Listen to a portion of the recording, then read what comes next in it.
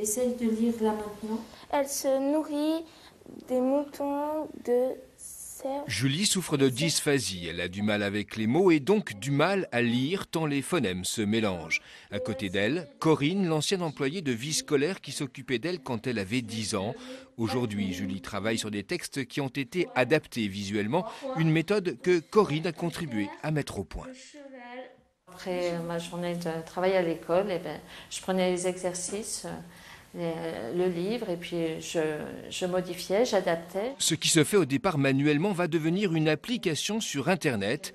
Edodis, application créée par Thibaut, le fils de Corinne. Le principe est très simple, c'est de pouvoir charger n'importe quel type de document au sein de la solution et de pouvoir adapter la mise en page en fonction des profils de l'enfant. Donc au préalable, il faut créer les profils de l'enfant en mettant par exemple plus d'espacement entre les mots, faire ressortir certains sons complexes avec des codes couleurs. Il y a énormément d'adaptations qui existent qui peuvent aider ces enfants.